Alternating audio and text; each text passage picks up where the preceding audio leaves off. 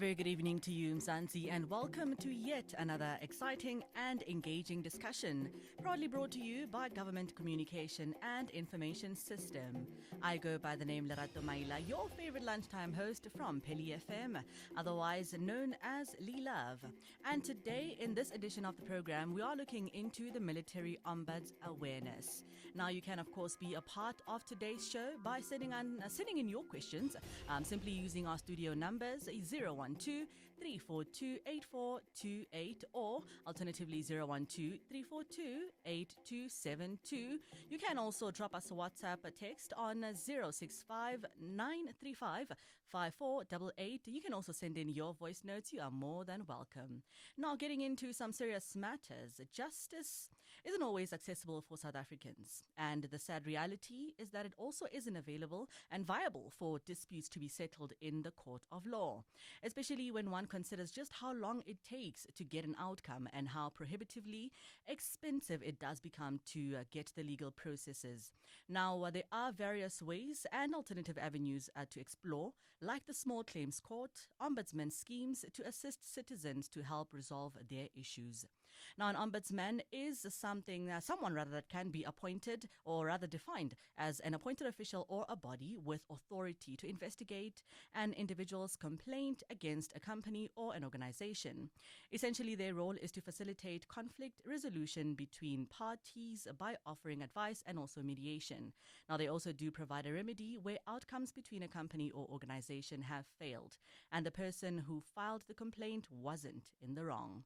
There are various independent ombudsman schemes for various disputes, and in today's edition of the program, we will be discussing the role of military ombuds. And we are honored to be joined by Lieutenant General Vusumuzi Masondo in the studio today, who wants ordinary people to just know what exactly are the services that he offers and his office as well. So, Lieutenant General, a very good evening and welcome. Evening, Lorato, and evening to the listeners of your radio station. Thank you so much for gracing us with your presence, and I hope that you've had a good day. Of course, I have. Thank you for. All right. Now, please do let us know why the office was formed and who is it meant to serve? Yeah, actually, the concept of the military ombud was first contemplated in the late 1990s as an independent external mechanism to deal with complaints from the serving members of the SANDF and former members of the SANDF, essentially about their conditions of service. But Yes. also a place for members of to lodge complaints about the official conduct of members of the SANDF. You will know that members of the SANDF are not subject to the Labor Relations Act. Yes. And therefore, there was to be some mechanism for them to be able to vent their grievances outside the institution of defense. Thank you so much for that. Now, while we're on the note of venting and, bringing up grievances, who can lodge a complaint with the military ombud, and also what is the mandate of the office in such instances? Well, the mandate of the office is captured in Section 4.1 of our Act is to deal with complaints lodged in writing from a member of the South African National Defence Force about his conditions of service, a former member of the Defence Force also about his conditions of service, or a member of the public complaining about the official conduct of members of the SANDF, or a member lodging a complaint on behalf of either a former member, serving member, or a member of the public. But it must be noted sometime that when somebody lodges a complaint on behalf of either a member or of the Defence Force or a member of public, they need to have a power of attorney to do that. Interesting one right there. And we are still in studio with Lieutenant General Vusumuzi Masondo. Now, looking into the types of complaints that you do receive, which kinds are those in most cases? Essentially, we deal with complaints about conditions of service.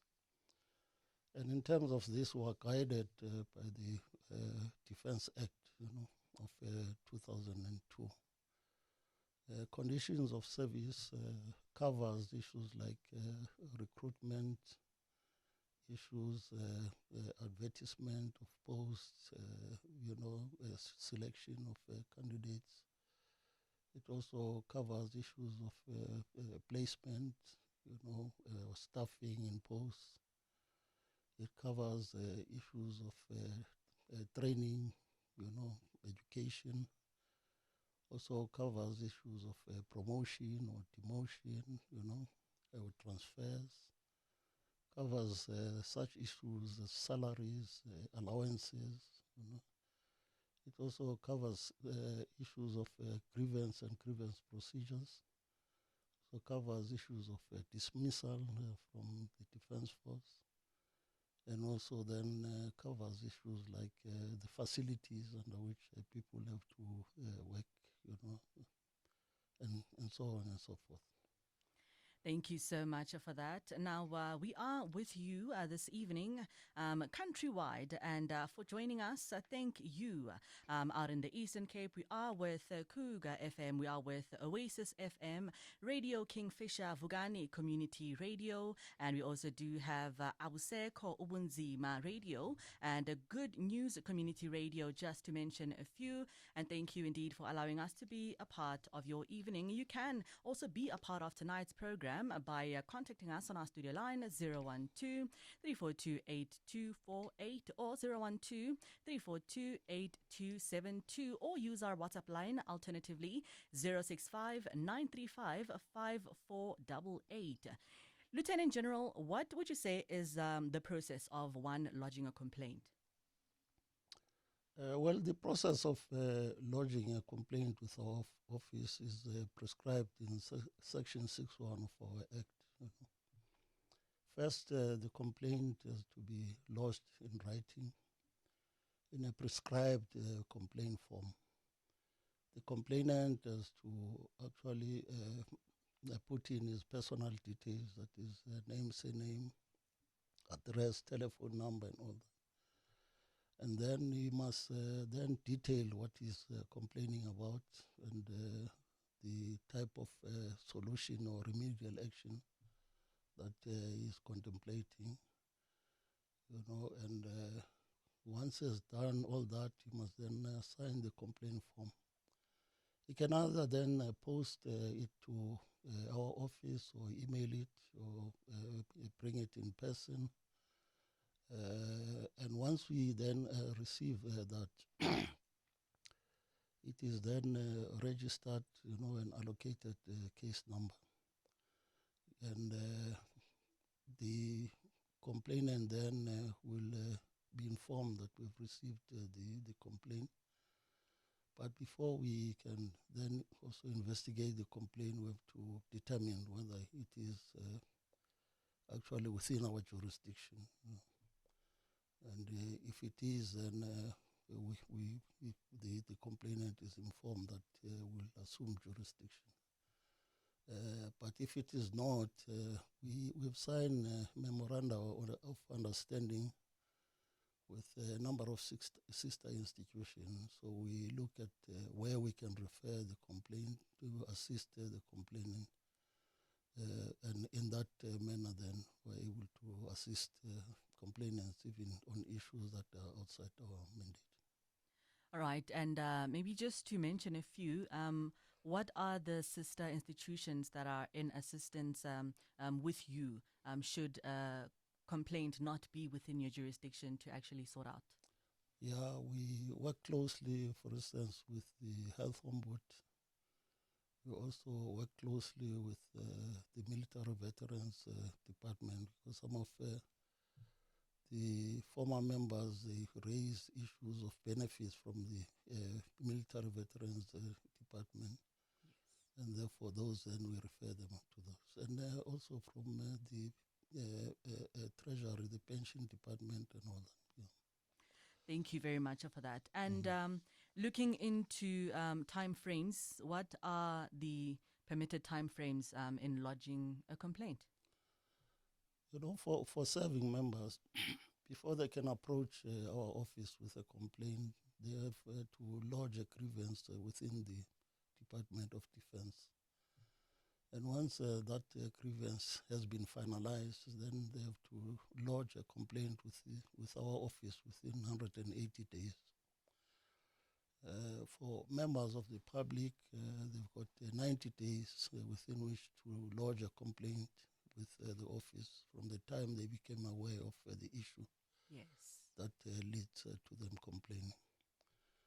And for former members as well, they have 180 days within which to lodge a complaint from the date from which they became aware of the challenge they are faced with, which requires them to lodge a complaint. But I must also say then, in some instances, we do take on complaints that are not within those time periods. You know. But the complainants have to apply for condonation. And when they do that, we look at such issues, whether, you know, the reasons they are providing for lodging a complaint late are valid. And also we look at issues of the prospect of success, you know, once we deal with a complaint. And we also look at issues whether if we do not take up that complaint, you know, it will be prejudicial to the complainant. Yes, Sorry. yes. And also to other interested members, you know. And based on that, then we can grant condonation. Yeah.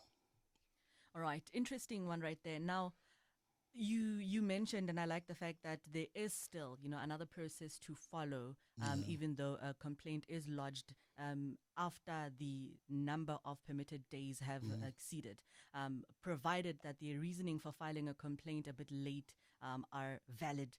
What are the reasons that would make filing a complaint late valid? What makes the validity of it? Yes, if we can be able to determine that the complainant has been, pursuing the issue with the department, even after, you know, the grievance was finalized and is not getting happiness, then we can actually take up the complaint. But Yes. also if we can determine that, the complainant truly is being treated unfairly, you know, then we take up the complaint. But we have challenges with complaints that are very old, because sometimes we have to access information from the archives, and that information may be difficult to actually get. So in such instances, sometimes then we don't grant condonation. That is absolutely understandable and very valid. Now, you can also send through your questions directed to Lieutenant General Masondo on today's conversation. You can use this WhatsApp number 065 935 5488, or just call in on 012 342 8248 or 012 342 8272. And we are still with you this evening in Gauteng, Capital Live, Commuter FM, Cosmo FM, East Wave, EKFM, Impact Radio is with us, Legoa FM, Peli FM, Radio Pulpit, Rainbow FM, Sidibeng, TUT, VUT, and Westbury. Not forgetting also in the Northern Cape, Radio NFM, as well as Revival Radio and Ulwazi. Thank you so much for being a part of our evening, as we are a part of yours.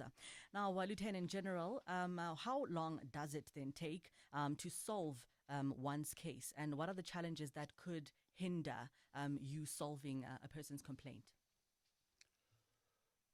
You see, we categorize complaints into two categories. You know, there are simple complaints that we are able to resolve quickly at the most it would take maybe 6 months. But for complex complaints, sometimes it can take up to a year. Actually, that's the standard we've set for ourselves, Yes. that we must finalize at least complaints within a year. And we are working hard to even reduce that period. Now, the complication is sometimes, when we try to source information from the Department of Defense, you find that some of the weaknesses are not available, because of the exigencies of duty. And sometimes even, the officials there take their own time to source the required information or provide us with information that is inadequate.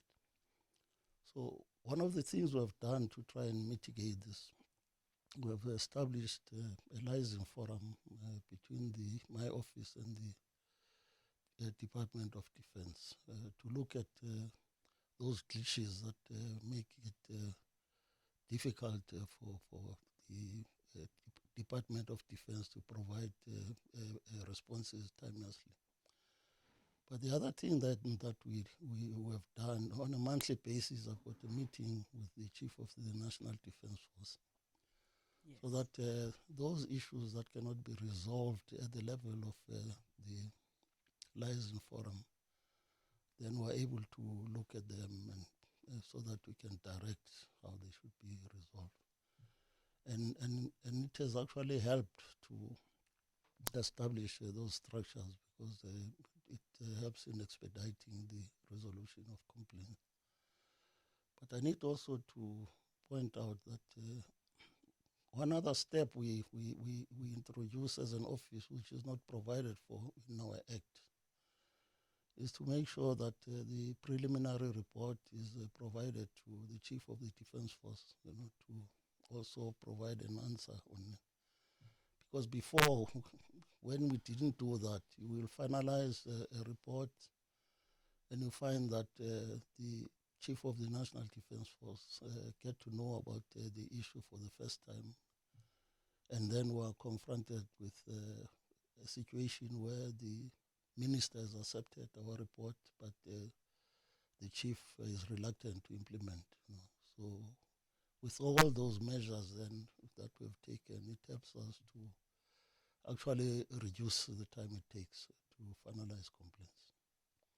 Interesting one. Now, have you ever been in a predicament where a case is absolutely unresolvable, even after consulting with higher bodies and sister institutions, and you just can't seem to reach a solution?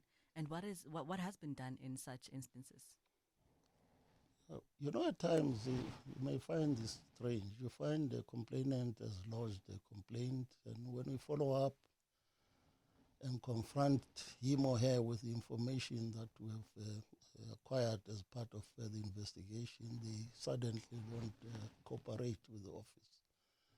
And in such instances, then we just close the case. But you also get instances from the side of the department where the people who were involved in all that are no longer there, and the issue was not properly recorded. Yes. And because of that, therefore, it becomes difficult to get the kind of information that would allow us to finalize the complaint. So it is in such instances that sometimes we have those difficulties. That absolutely makes sense, and thank you so much for that. Please, let's get into the outreach program that is also happening in Mpumalanga. What is happening with that? Please do tell me a little bit more. With the outreach programs, we aim to target first the serving members of the Defense Force and the former members who are in the reserves and all that, and also members of the public, to create better awareness about the mandate of the office, so that if people are grieved about issues that fall within the purview of our office, then they can lodge complaints. You know. But with the one area where we've got difficulty, South Africa is big, and therefore the strategy we have is to prioritize those areas where the defense force is actually deployed. Yes. Where there's possible interaction between members of the force and members of the public, which may result in complaints. But I must say, during the lockdown, because we would know that it was the first time that the SANDF was deployed inside the country in such big numbers. That's where we received quite a lot of complaints from members of the public. Oh, yes, I remember that. But the challenge then, the requirement is that complaints must be lodged in writing. People would phone, and we request their email addresses so that we can send them a complaint form and all that. And you find that in the process they just lose interest. So these are the issues that we try to get the people to understand. What are the prescriptions of our act? Because we have to resolve complaints within our act. Yes, indeed. And when you take me back to the days of lockdown, where members of the public actually had a lot to complain about as far as members of the SANDF, a lot of complaints were lodged on social media. And as you mentioned that, when you pleaded with them to just complain through the proper channels, they just lost interest and they just kept quiet. So would you say that social media complaints are to a certain extent valid? Should someone just mention, the page of the SANDF or any other relevant body there? Or should they strictly follow the right procedures to lodge a complaint? Unfortunately, we cannot be flexible in terms of the procedures to lodge, particularly the issue of completing a complaint form, because that complaint form assists us with gathering the initial information that we require before we can start with the investigation. Yes. Interesting one right there. All right. We do have a question coming from, a member of the public. And this, it goes as follows. Good evening, team. I would like to know what happens to someone who lodges a complaint but would like to remain anonymous. At a later stage, they would be forced to then reveal themselves and testify in public. Is this the case? Thank you. This is Polile Mtiani from North Coast Radio in Richards Bay. Well, it's difficult to deal with anonymous complaints, because if a complainant is anonymous, when you seek information, say from the department and all that, they want to know, but who is complaining, when did the incident happen, where do they, so it creates problems if they are anonymous. Yes. So it's always important for people to identify themselves. Because the other problem is we may waste resources investigating an anonymous complaint, and then find that, we don't come to the conclusion of that. All right. But in an event or instance, rather, where a complainant does, for some reason, fear for their lives, and that is why they would opt to remain anonymous, is there any kind of witness protection, or are they eventually, forced to come out and be open about their identity, as you've just said? I want to cite an example.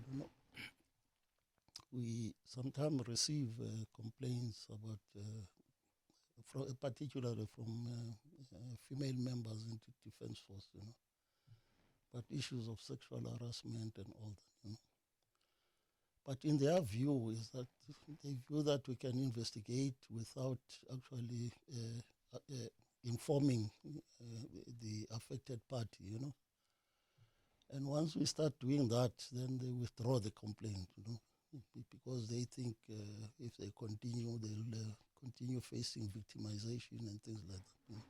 Yes. Whereas we've got an understanding with the department that complainants to our office must be protected from victimization.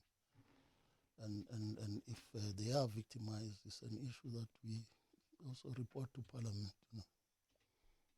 Yes. Thank you very much for that. Very interesting and informative as well. We are still speaking to Lieutenant General Vusumuzi Masondo. And of course, today we are speaking on the role of the military ombuds. An interesting question here that we just had from Xolile Mtiani. Thank you so much for the information that you are, giving to us. Now, you can still be a part of the conversation today by dropping us a WhatsApp on 065 935 5488 or call in on 012-342-8248. Now, Lieutenant General, can the office prosecute?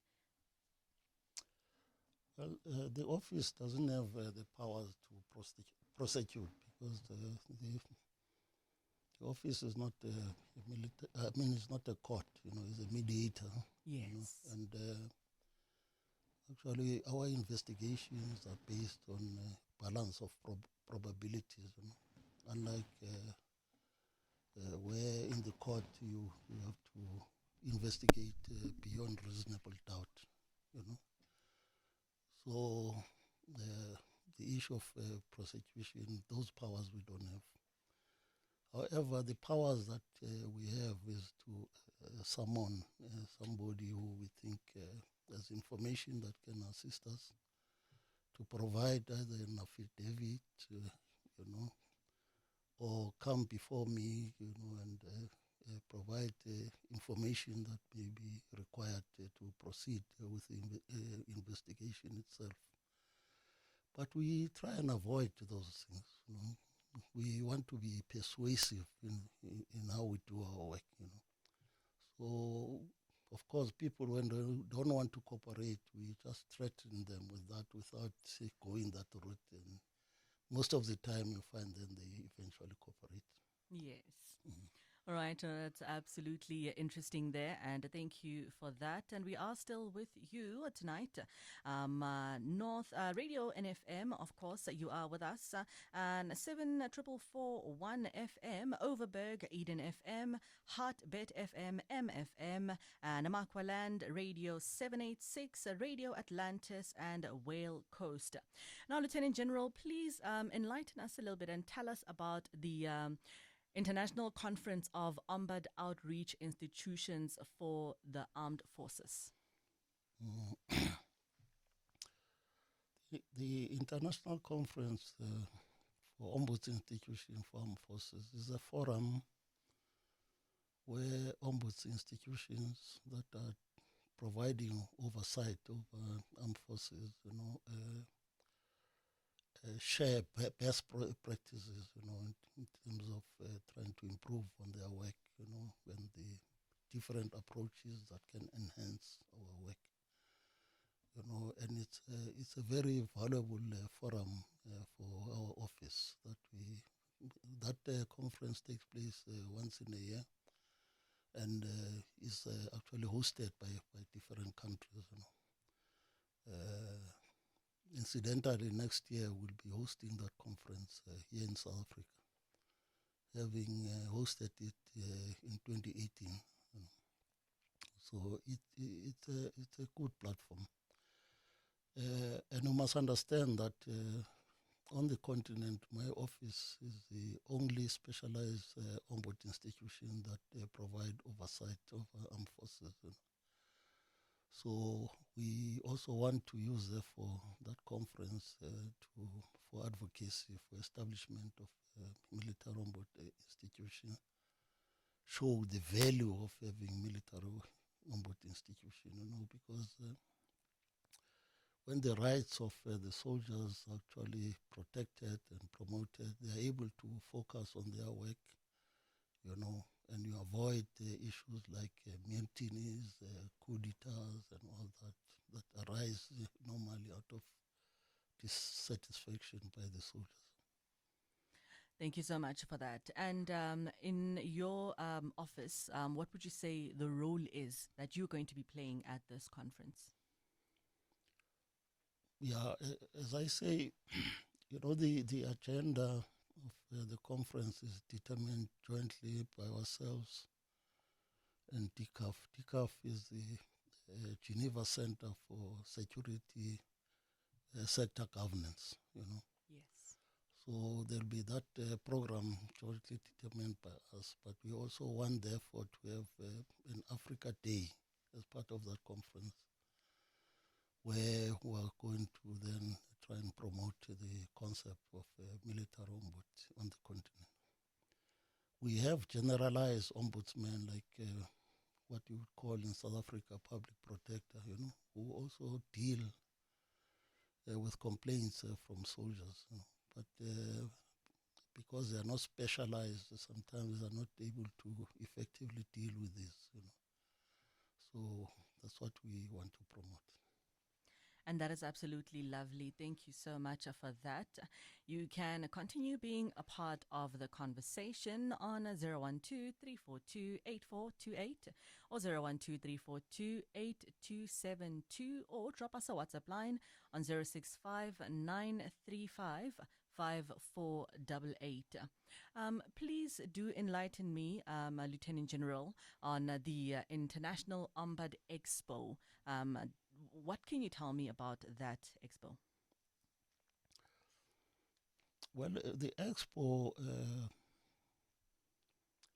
attracts more than just Ombud institution for armed forces. It attracts Ombud, national Ombud institution, sector Ombud institution. And there's an expo that would actually display what those institutions are about. But on the sideline of that, also there are workshops and where there are discussions, on how Ombud institution can improve on their work, and how they can be able to assist people, vulnerable people living in remote areas and issues like that. Yes. All right. And how often is this expo hosted? The expo is supposed to be hosted every 2 years, but because of COVID, there was a delay in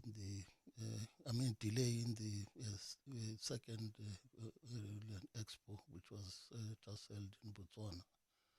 So we expect that in 2 years' time we'll have another expo. But the country that will host that has not been determined as yet. Yes. Interesting there right now. And what happens? You mentioned something earlier in one of your responses, that sometimes there's a little bit of reluctance, as far as solving and reaching a conclusion and solutions to people's grievances and complaints from either, the ministers or people that are supposed to be, making things happen in that regard. What would you say happens if the minister is not keen, to implementing the Ombud's recommendation as far as sorting people's problems out? Mm. I want to start by stating that our recommendations to the minister are not binding. Yes. So what we do is to make sure that our investigations are thorough, to the point where if the minister has to go through the work we have done, should be convinced that we have thoroughly looked at the facts before us and the remedial action that we are actually recommending is a viable one. It happens in some instances that you find the minister is clarity-seeking questions on the report itself, and then we provide that. In a number of instances, you will then accept the report. We've never had a situation where the minister totally rejects the report without providing reasons. Yes. And of course, you must understand that there's parliamentary oversight over the whole process. So the minister herself wants to make sure that she acts according to the act itself and the requirements of parliament. And I must say, the ministers we have had, they've handled our reports as if they are binding. Because where they are not happy about the content of the report, they've instructed that it must be taken on review, which is a proper thing to do. But I must say, we've never had a situation where we're really taken on review and have been found wanting. Yes. Thank you for that. Now, Ste from Richards Bay would like to know, and he's saying, good evening, Lerato and the General. This is Ste listening from Richards Bay and North Coast Radio. He'd like to know what the success rate is since the office opened. Yeah. You see, we set ourselves an annual target of resolving 75% of the complaints that we receive. And for most of the time, we've exceeded that target. On the average, we resolve about 80 or so. We're unable to resolve 100% complaints within the financial year. For the simple reason that some of the complaints we'll receive towards the end of the financial year, and therefore it doesn't give us sufficient time to actually investigate and resolve. Yes. All right. Are there any success stories that you would like to maybe share pertaining to, part of the success rate that has contributed also to, your office since opening? Well, first maybe I may refer to the high-profile or prominent investigations that we've done. For instance, the incident during lockdown in Alexander, where a man lost his life at the hands of members of the SANDF. We were able to investigate that incident and actually found that members of the Defence Force were in the wrong. There's also a complaint that was received by Parliament about our soldiers that are deployed in Mozambique, that they were served rotten food. And we were then tasked by the minister in terms of section 611 of our act, which says the minister can assign to the Ombud any additional tasks that are not inconsistent with the act.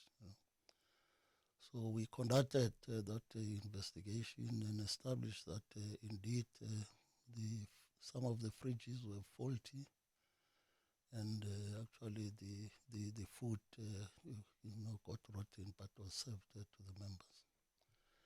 But the area where we take pride as an office is the area where we assist people with their pension benefit payouts, because you can imagine you retire, you don't have income, and you don't get your pension in time. And in the past, it has led to people who are still paying their bonds or for their cars, losing those. Yes. So we've had many successes in that area. Then the other area where we've had a lot of successes is in the area of contracts of members that are unfairly terminated, where the department is not following the laid down prescripts. And once we're able to discover that, then we recommend that actually their contracts must be renewed. And these are the type of things that keep our complainants happy. And they spread the word to others that the office of the Ombud is that useful tool where you don't have to pay a lot of money to get your problem. You don't pay money actually to get your problem resolved. Yes. Thank you so much. That is absolutely beautiful. Earlier on, we were speaking about the permitted time frame within which one can lodge a complaint, and there were different time frames for different, types of people. But Cliff from KSFM in Barais, Free State, wants to know still, can one complain about an issue from past years? Yeah, as I indicated, first and foremost, let me clarify the mandate of my office with respect to members of the Defence Force is those that joined the South African National Defence Force, which was established in 1994. Yes. Those who actually served in the South African Defence Force and the other TBVC state armies and liberation armies, they don't fall within the mandate of my office. Yes. So then, as I indicated, if the case is old, somebody comes to us and advances valid reasons why they are late in lodging that complaint, then we consider it based on the prospect of success, and the prejudice that can be there if it's not investigated. Thank you for that. And Gewachile from Mabatu FM is also saying to us, good evening. In the aftermath of the COVID-19 pandemic, military personnel were deployed in various roles that may have affected their mental health and increased workload. Before deployment, especially in the international missions, are these military personnel thoroughly assessed, particularly in terms of mental health, to just ensure that they are fit for the demands of such assignment? And this is Goachile from Mabatu FM. Yeah. Before soldiers are deployed, they undergo what is called comprehensive health assessment, which would therefore cover their mental fitness to undertake the type of tasks that are given to them. And also if they've been deployed, because these deployments sometimes they take up to 1 year, and somebody's away from the family for that long, then when they come back, also if they've got issues, then they can access treatment from the military health services. That is absolutely an interesting one. And you can continue sending us your questions on our WhatsApp line 065 935 5488 or call in on 012 342 8248 or 012 342 8272. And we are still having a conversation with Lieutenant General Masondo. And we spoke earlier about, complainants wanting to remain anonymous and just wondering if it actually is a possibility. And we do have, one that seems to have just joined us, who is Hleziphi Khadebe, who still wants to know what happens then to a person that wants to remain anonymous when reporting an issue. And this is from Vryheid. So could you just please maybe recap on that for Hleziphi? It's difficult for somebody to complain or make an allegation and then they are anonymous, because when you actually investigate that, the affected party would like to know, but who is complaining, so that they can confirm that indeed, an incident happened between either department and that person, or members on official duty and with that person. So without that identity, it is really difficult to proceed with the investigation. Yes. All right. There you have it, Hlezi P. Your question has indeed been taken care of.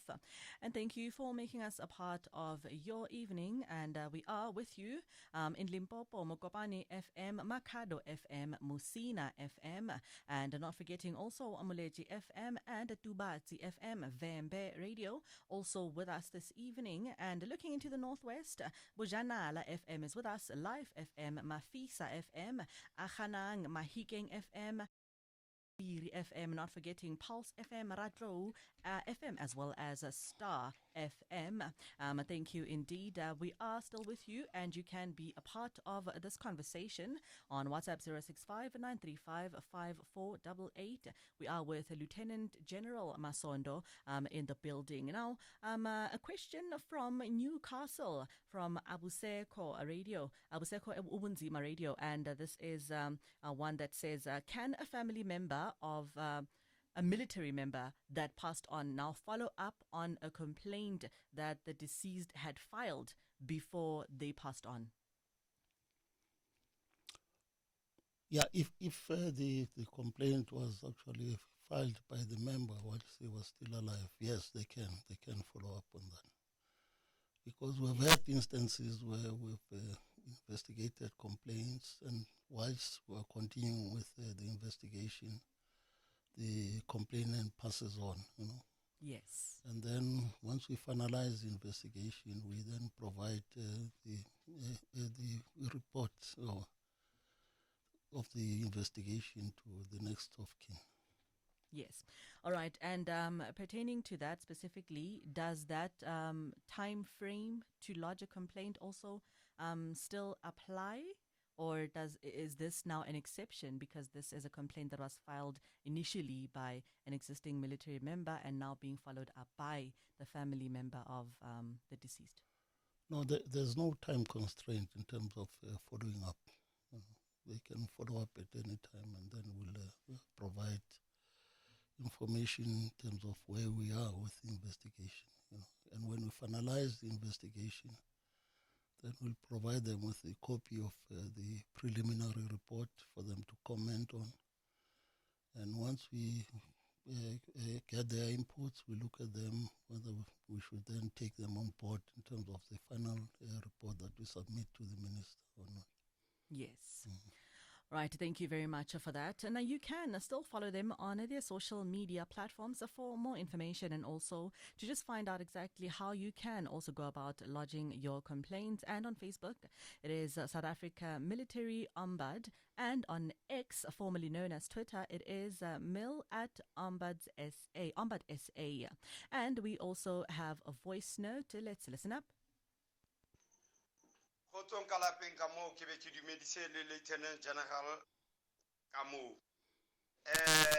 Ne ke batla ho botsa Lieutenant General Masondo hore ha motho ana a nyetswe ke ntate e le lesole, mme ke yona o na ana le bana, o kena nyalong ana le bana, ntate a nyetse mme wa bona ke yo wa hlokahala.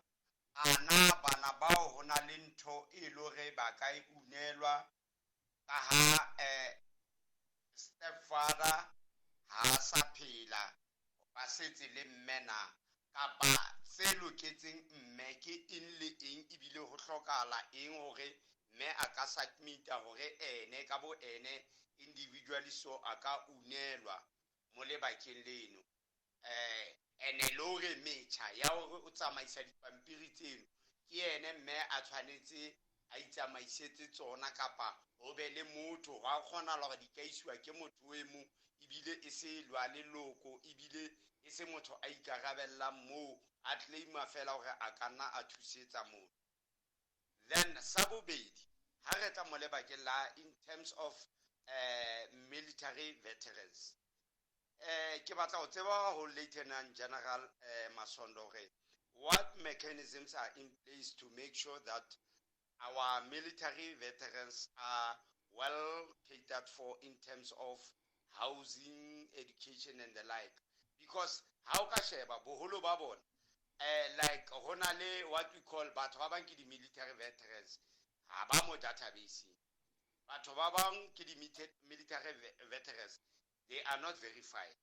But now, currently, ke eng lefapha la lieutenant general le ka thusetsang ka sona ho etsetsa hore at least ho bene le itse e ba iunelwang? Because now if ha bona di-military veterans bao ba lla ka taba tseo tsa bo matlo tsa bo eng, ba qetella ba nkuwa fela jwalo ka motho e mong le mong a ile ngodisa lebala, a ile ngodisa setsha o lwanela mabala, but somebody a le statuseng se sa re it's a military veteran. Ha ona department tse ile hore a ka siela teng ho thwe this is an office and then ke batla lebala mo teng, because the office la di le teng, but there's no transparency. Because now o tlo thola hore the very same mo di leng teng mo di masepaleng, they only cater for one group e sa bolelweng ka lebitso, but then o tlo thola hore I do believe hore nakong ya boitseko ha wa lwana only one liberation movement, there were so many liberation movement. But now how sheba tse ding a di tlhaele, the likes of ba APLA, Pan-Africanist Congress of Azania, AZAPO, ho hlalla bane le bane mara ba hlalle ka bongata, but they were there and they are still alive, and then maemo a bona a bophelo, no one is catering for them. Health wise ha ona hore ba ka ikisa ka ngakeng, tshwanetse ba nne ba tsamaye ditleliniki as if they never fought for this country, they never fought for this democracy that we are having today. So ke rata hore e ka re lieutenant general a ka hlakisa mo lebakeng le kang leno, mohlomong re ka una tsebonyana e nngwe le ho tseba hore ba hlokang thuso e ka eo ba ka thusetswa sejwang, and le ho tseba hore ha o le jwalo way forward ke a leboha ke ntate Makgetha hape ka potche ka mo ha monate. Yeah, thank you very much, Ntate Makgetha. You know, the issue of the military veterans database is an issue that has been a challenge for a long time. Yes. Because at the time of integration, the different forces that were integrating, they had to submit names of their members, you know. And all those names were captured in what was called the Certified Personnel Register. Yes. Now, the different forces that were integrating, some of them maybe didn't provide the complete data. But the challenge that is there currently is there are also people who are fraudulently claiming to have been military veterans. So the issue of updating data is an issue that is handled very carefully by the Military Veterans Department. And it's true, it's a difficult issue, particularly for the genuine military veterans who cannot access the benefits that are there to actually assist them, especially for the time they were in the struggle and therefore not in gainful employment. As an office, the issue of the benefits that are provided by the Military Veterans Department actually don't fall within the mandate of my office, but we receive many complaints which we then channel to the Military Veterans Department and try and follow up to see that people are assisted. And of course, these things take a lot of time. So the key issue, if the database could be worked on and updated in a manner that, it can be dependent upon, I think all those veterans who are not captured there can be assisted. Coming to your first question, whether stepchildren of a member of the SANDF can actually be assisted when the member has passed on. As a requirement, the members of the SANDF who are serving, they're supposed to indicate to the personnel section their dependents. And those dependents can be natural children or stepchildren. And also they are required to provide a will in terms of if they pass on, how the money they leave or even assets should be distributed. So in an event where the member had registered stepchildren, then those children will be assisted. Thank you very much. That is absolutely informative. And I think also a part of, the first question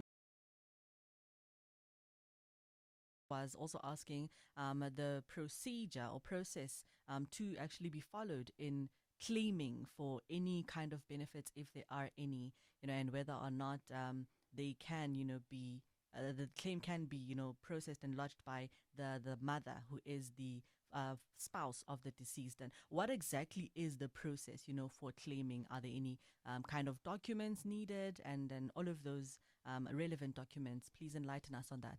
Uh, the mother of can actually approach our office with a complaint, and then we contact the department. The many problems that we're faced with regards to pension, members when they're about to retire, they're supposed to complete a booklet, that would then be actually utilized to manage their pension benefits. And you find there are challenges where that booklet is not completed correctly and all that. And it delays, even for those members who are still alive, delays the payment of pensions. Yes. Because that administration has to be done within the SANDF and then therefore and passed on to the pension department or treasury to actually pay out the pensions. So in the instances where the glitches are within the defense, we were able to check whether the problem doesn't arise from a booklet that was not properly completed. And if it is that, we try and assist so that then finally the pension benefits can be paid out. Thank you so much for that. And another message in our WhatsApp line that says, "Good evening, General and Lerato. Does the Office of the Military Ombud have any jurisdiction over military veterans? If yes, how so? And if not, then why not?" Listening on Pulse FM 92.9 in Rustenburg. Yeah. I would say issues of benefits of military veterans, like issues of housing, medical support, assistance with the education of their children. Those issues fall outside the mandate of my office. The military veteran issues that fall within the mandate of my office are issues that arose when the members were serving in the SANDF, for those who integrated in the SANDF. If, for instance, somebody on retirement didn't get his full pension, and therefore that kind of a military veteran, we can assist him if it is about conditions of service. But if it's about military veteran benefits that are handled by the Department of Military Veterans, that falls outside the scope of my office. Yes. All right. Thank you very much for that, Lieutenant General. Absolutely informative. And of course, you are still with us. We are on GCIS. Speaking on, the role that is played. And this is particularly within the, military ombuds. And thank you so much for all your questions and also, everything that you have been doing just to be a part of our evening. And we are with you. I'm just about to wrap it up in just a bit. Lieutenant General, where can people continue to follow you on your social media platforms? And how do they also get a hold of you, your offices, your hotlines, or any kind of contact details? Those particulars, people can actually contact us through email at www.milombud.org, or they can phone us at 012 and also on social media, Facebook, South African Military Ombud, and all those. Yeah. All right. Thank you very much. And there you have it. Absolutely valuable and useful information to empower our lives. Thank you so much for your time once again, Lieutenant General. It's been a beautiful evening with you. Thank you very much, Lerato. All right, it's been a beautiful one indeed, and thank you once again to our guest, Lieutenant General Masondo, and also to the GCIS technical team, Mr. Gavin Sadler, Komoto Keiji Ranoto, for keeping us on air. Until next time, I am Lerato Maila, and this was another proud production brought to you by the GCIS.